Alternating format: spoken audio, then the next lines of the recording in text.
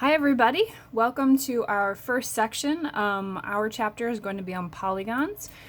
So we're going to go ahead and get started with an introduction to polygons, and then a little bit later we're going to be talking about the angles of polygons. So let's just start out with some definitions of things. So if we look at these first two parts here, we have a group of examples and a group of non-examples. So these are all polygons and these are not polygons. So take a second, pause the video if you want, and I want you to see if you can tell, or maybe you remember what a polygon is and what makes things not polygons. Just jot down a little list of why these might be polygons and why these might not be polygons. So some of the things that you might have noticed in the polygon group is that all of these shapes are made of segments. So if we look in the non-examples here, these two are made of segments, but you see this one right here has got that curved part right there. So if it's going to be a polygon, it's only going to have segments for sides, no curved parts. The other thing that you might notice, this one over here is, although it's made of segments, it is in the non-example side because it has this hole in it. So polygons are going to be considered closed shapes, which means there are no openings. Every segment is touching another segment. So this one's here because of the curved part. This one's here because of this opening right here. And then do you know why this one is here? If it's going to be a polygon, there can't be any crossing over, because this actually looks like two polygons smushed together.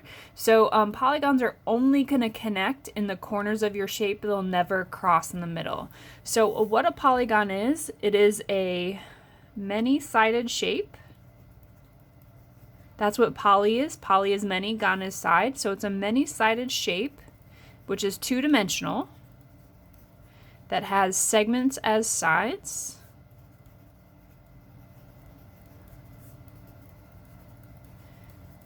It's also going to have no curved edges. It's going to be closed, so no open gaps like this one had here.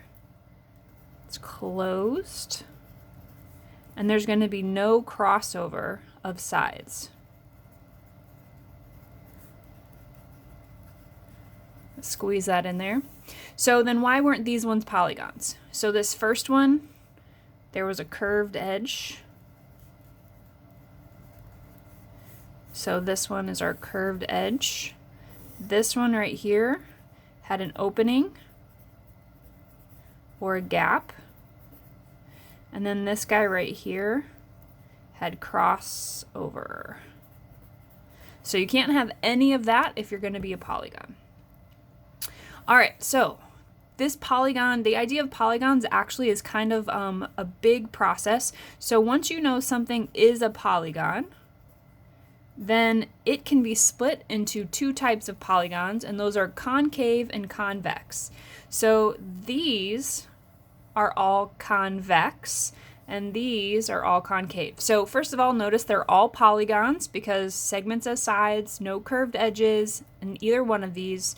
They're closed, so there's no gaps, and there's no crossover sides. So all of these 7 shapes are polygons. But now more specifically, this group is convex, and this group is concave. All right, so a convex polygon is kind of like a polygon that's been puffed out, where a concave polygon is a polygon that has at least one dent in it. So if it's going to be concave, it's going to have a dent somewhere or a caved in section. And convex is going to be puffed out. Now, those aren't the official definitions. So the official definition is if it's going to be convex, then if you were to draw or extend each side, none of these sides, when you extend them, will go through the middle of your shape. So if you notice, when I extend all of these sides, all of them remain on the outside of my shape, and none of those lines got drawn through the middle. Same thing will happen over here on this guy. This is our pentagon because it has 5 sides. So these are all convex. Now concave, when you trace the sides, some of them might remain on the outside of your shape. But if even one of your sides goes through the middle of your shape, you can see that goes through the middle, now it is considered concave instead of convex. So this guy has 2 spaces where it goes through. This one's going to have lots of spaces where it goes through. Same here. So if you extend the side and it goes through the middle of your shape somewhere, it's going to be concave. So polygons have 2 kinds. We have convex and concave. Now we can actually get even more specific on convex. So convex, these puffed out ones, can be even more specific, and they can be considered regular or irregular. So this group is regular and this group is irregular. So take a second. What do you notice about those? What are the differences between them? So both of these have triangles, but these triangles are definitely different kinds of triangles. Both of these have 4-sided shapes, but they're a little bit different. Both of these have 5-sided shapes, but they're a little bit different. So this shape right here, what does it look like? This is a square. A square is a regular convex polygon. And do you remember about squares that they have all congruent sides? All right, this 4-sided shape is a rectangle. Rectangles have 2 sets of congruent sides, but not all 4. This triangle right here is actually equilateral. Do you remember what that means? It means all of the sides are the same length. And this triangle right here, we can see that not all the sides are the same length. We've got one side that's a little bit longer than the other 2. So maybe you'll start to notice here, this one has all of the sides congruent. So it is regular as well. So regular, though, doesn't just mean congruent sides. It also means it has congruent angles. So in a square, all of the angles are 90. You might remember that. In an equilateral triangle, it's also equiangular. Remember, we have 2 words to describe that one triangle. So all of these angles are the same length. Sorry, the same size. So if it's going to be a regular polygon, it's going to be a polygon with all equal sides and all equal angles. Now this is an and. It has to be both things. It can't just be congruent sides or just be congruent angles. If it were just congruent angles, right, doesn't a rectangle have all 90-degree angles? But it is not regular because the sides are not congruent. If I drew this shape and this were a rhombus, wouldn't all of the sides be congruent but not all the angles? So a rhombus is not regular, it's irregular because it doesn't have all the angles congruent. So in order for it to be regular, it has to have both all congruent sides and all congruent angles. All right, so now that we've gone through a little bit of vocabulary here, so we've got what a polygon is. So it's going to be a closed shape that has more than 3 sides, no curved edges, and no crossover of sides. We know that polygons, once we know it's a polygon, it can either be convex, where it's all puffed out, or if we draw extension of the sides, none of them will cut through the middle. Or it can be concave, where we've got some kind of dent somewhere, so when we extend the side, it goes through the middle. And then once we know it's convex, then we can determine if it's regular. So it's going to be regular if all the sides are the same length and all the angles are the same size.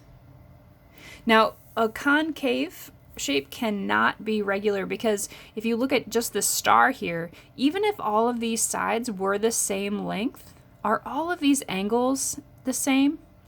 Well, these little guys might all be the same, but do you see this big angle right here?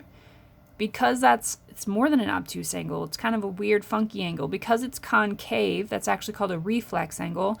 This little angle and that reflex angle will never be congruent, which means this can never be regular. All right, let's talk about angles of polygons. So we're going to talk about specifically convex polygons. So this is only going to be convex polygons. So we're thinking about the ones that are puffed out, right? So we're thinking about all of these. Now, they don't necessarily have to be regular. They're just going to be convex. So all of these shapes right here, even though these are all irregular, they're all convex because they're all puffed out. There's no dents in them, okay? So we're going to be talking about any shape that's puffed out, any convex shape.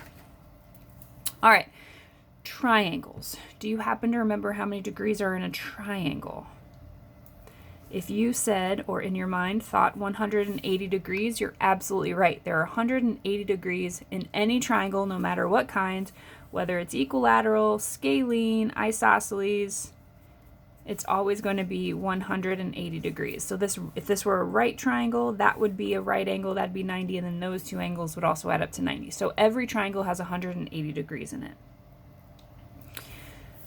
So let's think about quadrilateral. First of all, do you know that the word quad means four? So this is any four-sided shape. Maybe it's a square, maybe it's a rectangle, maybe it's a trapezoid. Doesn't matter as long as it has four sides. So how many degrees are in a quadrilateral? Well, if we think about a square for a minute, we know all the sides are the same. We know all the angles are 90-degree angles. How many degrees is that? Well, that's 4 90-degree angles. That would be 360 degrees. Cool. What about a rectangle? Well, if you remember, rectangles also have 90-degree angles. So that's 4 90-degree angles, still 360 degrees. All right. Every square and every rectangle will definitely have 360 degrees. What about a trapezoid? So all of these angles are not the same. We can't just do 4 times something. So how are we going to figure out if this has the same amount or if it's a different amount? Well, if we know that a triangle has 180 degrees in it, what if we just cut this in half from opposite corner to opposite corner? Do you see these two shapes? They're both triangles, right? So this is 180 degrees, and this is 180 degrees. So if I have two triangles, each with 180 degrees in them, wouldn't that be 360 degrees? Oh, all right. So we have 3 shapes, all have 4 sides, they all equal 360. Now, do just these 3 shapes, or can other shapes equal 360? Now let's try a different one. Let's do a parallelogram. Well, it's a terrible looking parallelogram, so we're gonna have to pretend it's a parallelogram. Let me see if I can fix it a little bit. That's a little better. All right, so same thing. These angles are not the same, so we can't just do 4 times 90. So can we do the same thing we did here? Can we draw in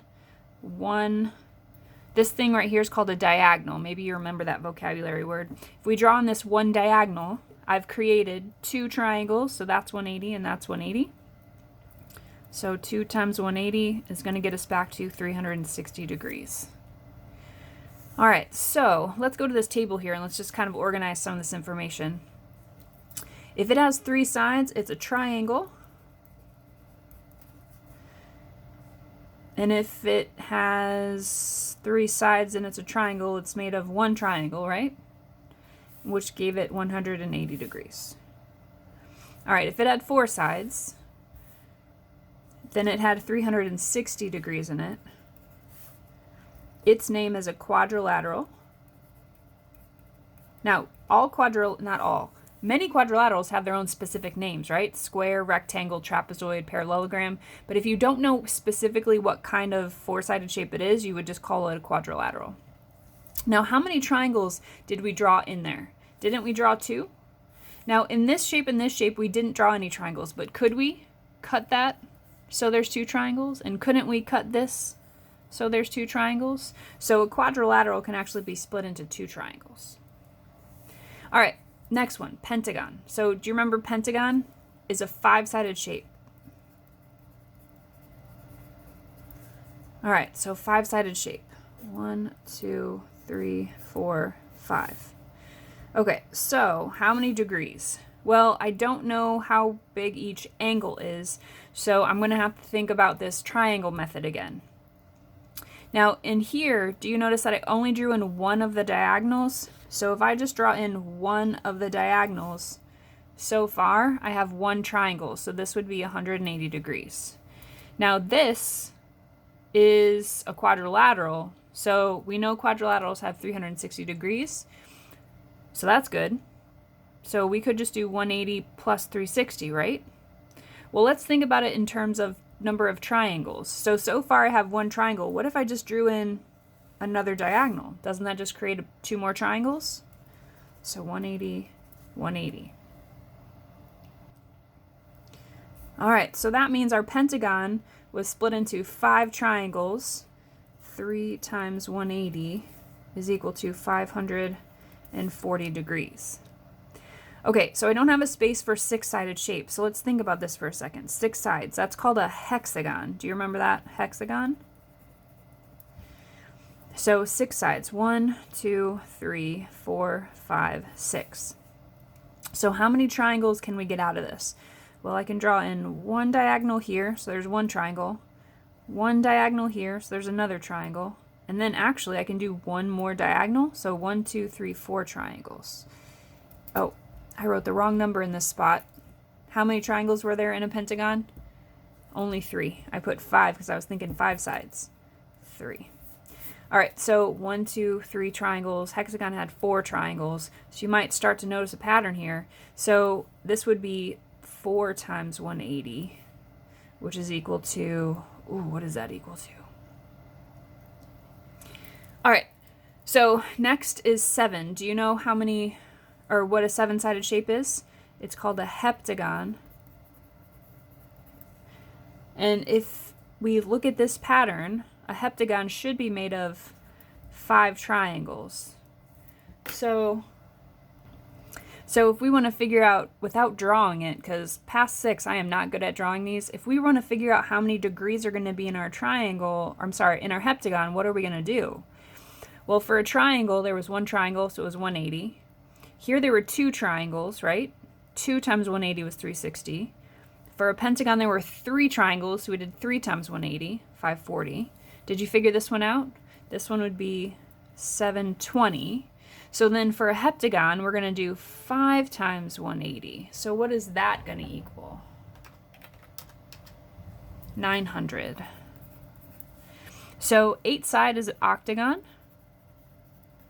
So that should be 6, right? If we follow our pattern here. So then this would be 6 times 180, which would be 1080. We're going to have 9 sides, which is called a nonagon. So it's going to have 7 triangles. All right, so that's 7 triangles. And then here we're going to do 7 times 180. Go ahead, if you have a calculator, type it in, see what you get. 7 times 180, 1260. So these are all degrees. I forgot my degree signs on all of these. All right, so now we've got this funky one. We have n. So n represents the number of sides. So no matter how many sides it has, right? So if we had 8 sides or 5 sides, or what if we had a 100-sided shape? I definitely don't want to draw that. How can we figure out how many degrees are in it? So first of all, let's talk about the name. So 9 sides, nonagon. 10 sides is called decagon. Do you remember that? 10 sides is a decagon. 11, I don't know the name for that one. I don't know if it has one. Sometimes mathematicians just call it the number of sides and then gon, so 11 gon. I know for sure 12 sides is called a dodecagon. So do means 2 and deca means 10, so 2 and 10 make 12, so that's why it's a dodecagon. So I don't know how to draw these very well, so what can we do? So first of all, this is going to be called an n-gon because n could just be a 11 gon, a 14 gon, a 20 gon, any number of sides with the word gon on the end. So if we notice, maybe you notice this pattern, maybe you haven't yet. 3 sides, 1 triangle, 4 sides, 2 triangle, 5 sides, 3 triangles. What do you notice about the difference between all of these? Aren't there 2 less triangles than there are sides? So 9 minus 2 is 7, 8 minus 2 is 6, 7 minus 2 is 5. So if n is our number of sides, then the number of triangles will be n minus 2. 9 minus 2, 8 minus 2, 7 minus 2. So this would be n minus 2. So once we knew how many triangles there were, how did we figure out how many degrees? Well, we took the number of triangles and multiplied it by how many degrees are in a triangle. So if n minus 2 is the number of triangles, that's our 7, our 6, our 5, right? We're going to multiply that by 180. So n minus 2 is your number of triangles times 180, which is your degrees in a triangle. And that will find the number of degrees, the total. If you add them all up, that'll find the number of degrees in any polygon, no matter how big or how small. So if I wanted to do a 100gon, then how would I figure out how many degrees? Well, I'd have to do n minus 2, so n minus 2 times 180. So n is 100, and then I'd multiply that by 180. So that would be 98 times 180. I bet that's a pretty big number. Let's see here. N minus 2, so 98 times 180. Whew, that is a big number. 17,640 degrees, which means if you add up all of those interior angles, you're going to get 17,640 degrees if it has 100 sides. It's way too many sides. All right, let's just look at a couple examples here. We're going to put this to good use. So first of all, is this a polygon? Yes. It has segments as sides. It has no openings, no crossovers. Next question, is this convex or concave? This is convex, because if we draw out all of these sides, if we extend them, none of them are going to cut through the middle. Is this regular or irregular? So remember, regular means all congruent sides and all congruent angles. So you can see here that not all these sides look like they're the same length, and not all these angles look like they're the same size. So this is irregular. So this is an irregular convex polygon. All right, so what do we do if we want to find angle D? So angle D right here is represented by 4x plus 5. So in order to find angle D, we have to find x first. So we're going to have to set an equation up using all of these other angles. So what name would we give this shape? How many sides does it have? 1, 2, 3, 4, 5. So this is a pentagon, which means it's going to have 3 triangles fit in it, if we can't remember that formula. So that would be all of these angles added together should equal 540 degrees. So if I literally add all of these angle representations together, it should equal 540. So 4x plus 5 plus 5x minus 5 plus 6x plus 10, oh, I'm going to run out of room, plus 4x plus 10 plus 7x.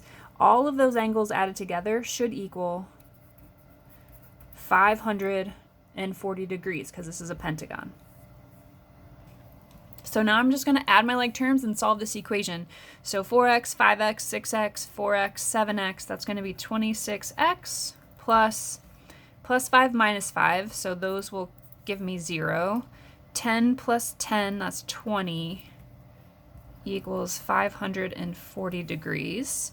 Now we just have a linear equation here. So we're going to do 540. We're going to subtract 20 from both sides. So 26x equals 520. And then we're going to divide by 26. Oh, squeeze it in there. Oh, yikes. So x equals 20. Now, we are not done. We know what x is, but remember, we're trying to find the measure of angle D. So we're not done yet. So D is 4 times x plus 5. Well, since x is 20, the measure of angle D is going to be 4 times 20 plus 5. So that would be 80 plus 5, 85 degrees. So there's our final answer on that one. All right, let's look at this last one here. So if we look at how many sides it has, 1, 2, 3, 4, 5, 6. So this is a hexagon. This is also convex because it's all puffed out. It's also irregular because you can see this side looks a lot longer than that side. So we have an irregular convex hexagon this time. So hexagon is supposed to have 720 degrees in it, which means all of these angles together are going to add to 720. So why don't you go ahead, pause the video, and see if you can set up an equation to solve this one for x. Okay, I set up my equation here. I started with 120 and went clockwise here. So 120 plus 5x minus 6, 4x plus 14, 7x, 8x minus 8, and 6x. And that is going to give me 30x. And then, let's see, minus 6 and minus 8, that's negative 14 plus 14. So those will all kind of cancel out there, give me 0. So we're going to have plus 120 equals 720. So 30x, we're going to subtract 120 from both sides, equals 600, and x will equal 20. Now let's go back and see what we were trying to find, just in case we have to plug anything back in. So we were just trying to find x, we found x, so there we go. All right, if you have any questions, please reach out to me, email me, or send me a quick note through Canvas. I'd be happy to help you. Otherwise, have a fantastic day.